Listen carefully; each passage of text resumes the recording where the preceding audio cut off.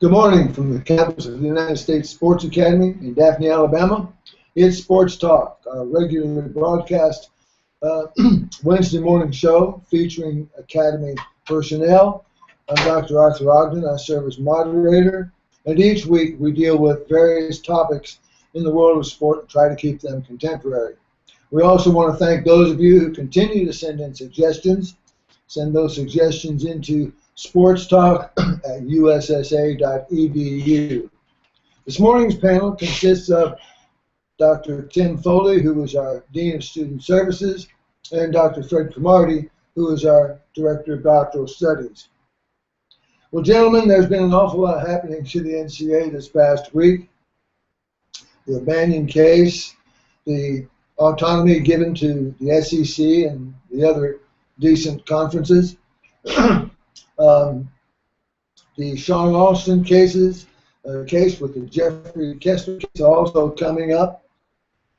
And I thought that in our conversation prior to deciding what to broadcast today, the discussion was good in that we're going to deal with concepts of amateurism and student athletes. And these are the two major concepts that the NCAA has based its defense and its position on for the past, about a half century. And I think that it's worth taking a look at because amateurism has played a central key in all of the cases that the NCAA is dealing with recently. So a little bit of background. The NCAA has long based its entire position on the concept of the amateur and the student athlete, and these particular concepts are now being challenged, not necessarily by definition, but by the practice and what they really, really mean and do for the students who happen to be athletes. We can take a look at the history of amateurism, and it was revealed that the whole notion of amateurism began back in 19th century England. And England, as you were well aware at that time, had a very, very strict class system. The participation in athletic competition was generally reserved for the elites or the landed or the wealthy. Most of the working class worked 6 days a week. Maybe they had a half day off here and there. But in order for them to participate in team competition, the teams that they were playing on would pay them something that's called broken time pay. In other words, if they had to miss work to go play in this competition, they received pay for that. Well, this, of course, outraged the elites, and this notion of amateurism came about and was flaunted widely in England, and then it spread here to the United States and throughout Europe. International competition really began, for all intents and purposes, with the modern Olympiad, late 19th century and early 20th century, and this exploded. The concept of the purity, shall we say, of sport was heralded by such men as Walter Camp, who wrote, "A gentleman never competes for money."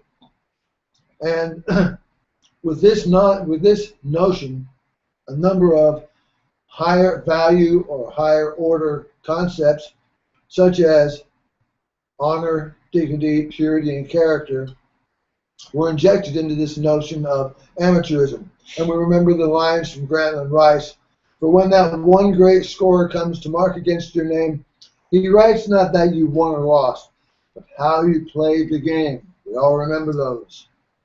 And this is the model that the NCAA has used since its inception to defend its position.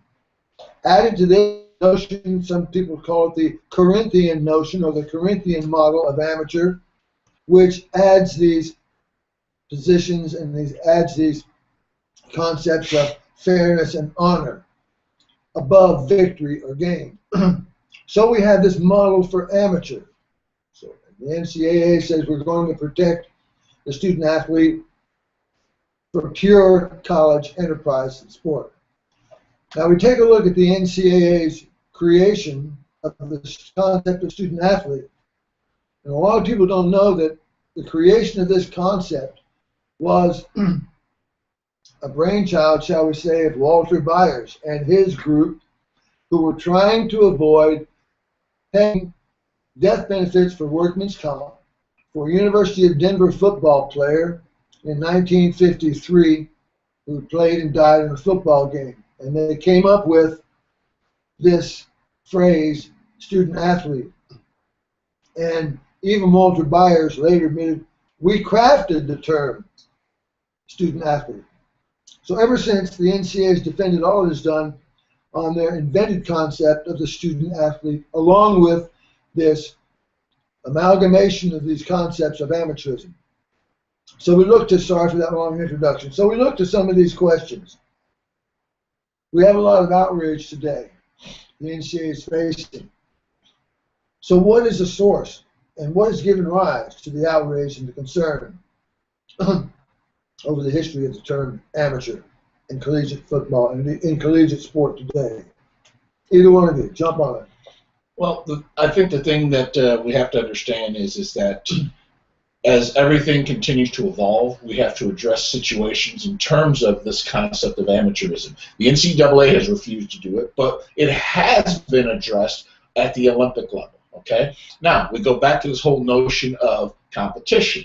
The whole notion of sport today is very competitive from the standpoint of television, broadcasting, merchandising, and all this stuff. So the fact of the matter is that the NCAA and all these other entities can engage in competition, but yet they don't want the athletes to be a part of that competitive balance when it comes toward, the factor of looking at it from a money standpoint. And they're using the term amateur exactly to keep them from getting it. So now we go all the way back even further in history to where you made the statement before, a gentleman never competes for money. Right. Okay?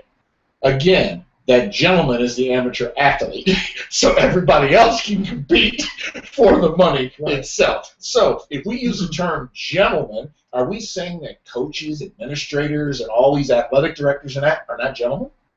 I think that's a fair question, but I think specifically what they want to talk about is the athletes. There seems to me to have been almost a conspiratorial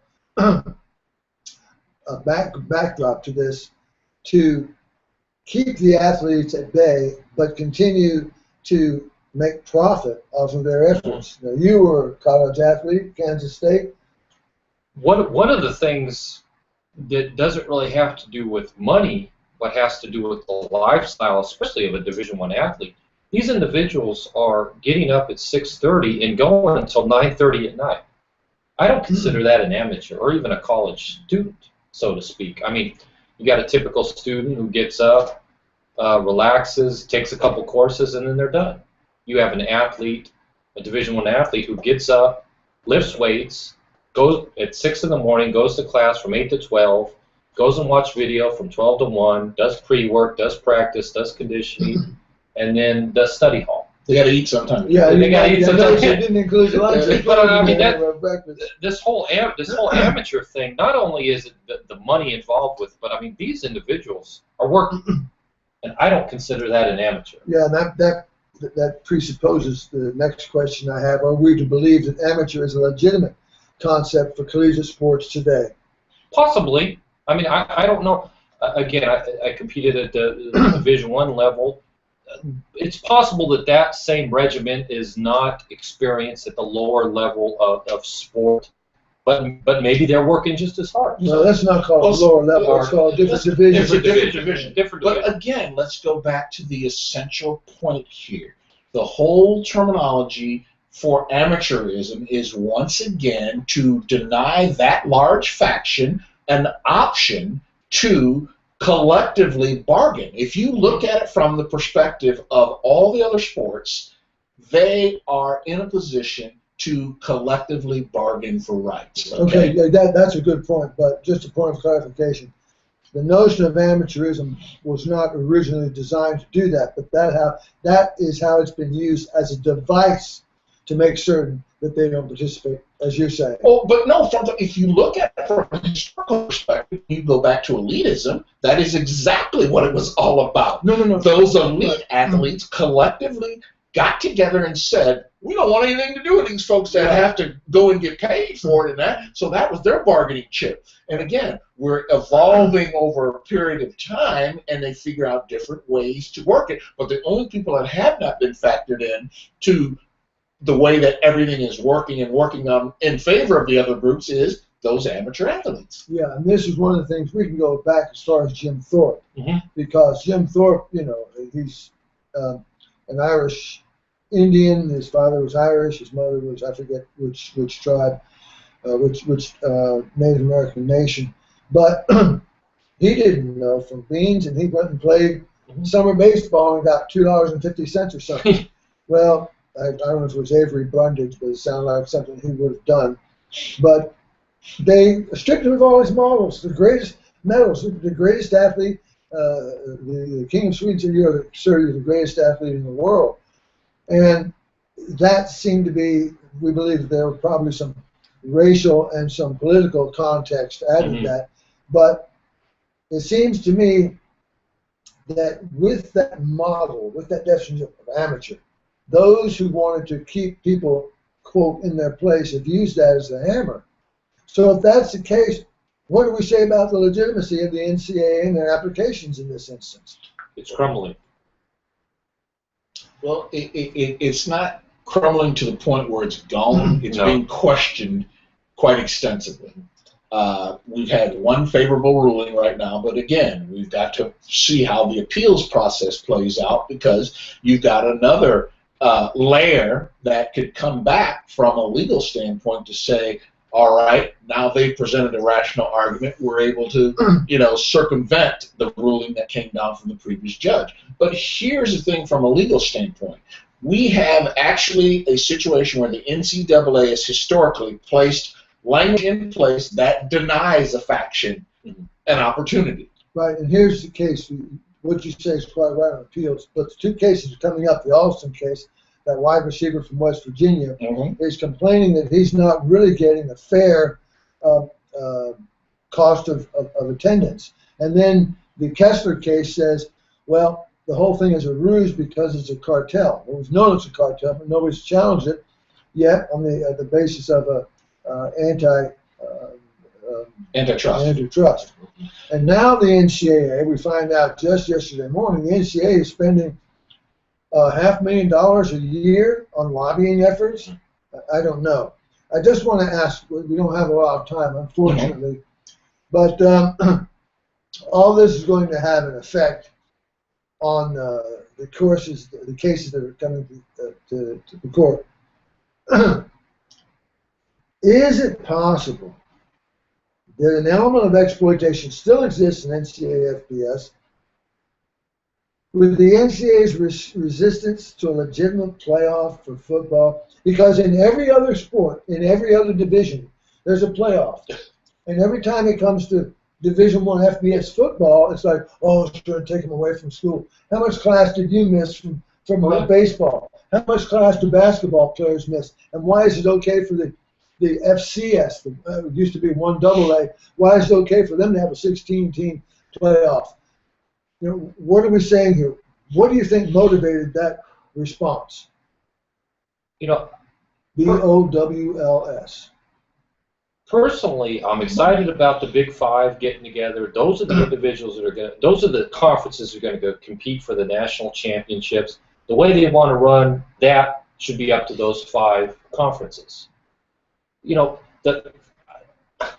My question is, okay, you got these what do they call non-qualifier FBS schools, the smaller, the mid-majors? Yeah, non-automatic qualifiers. Okay. I don't think these individuals, these schools are going to compete for championships like those top 5. So why should everything be the same? Well, that's true, but here's what's happened. We've had a model of egalitarianism where the money comes into the institution and we're just going to dole it all out evenly, no matter who earns more, and that's kind of a socialistic notion of economics. But you see, yeah, I know, that's exactly what they do now, and this is why the SEC and the other 4 big conferences want to make certain it doesn't happen again, and so. Why has it taken so long, do you think? Because 20 years ago, the FCS Division III, Division II, they all have playoffs for football. I mean, why has it taken us so long? To me, it's an obvious answer.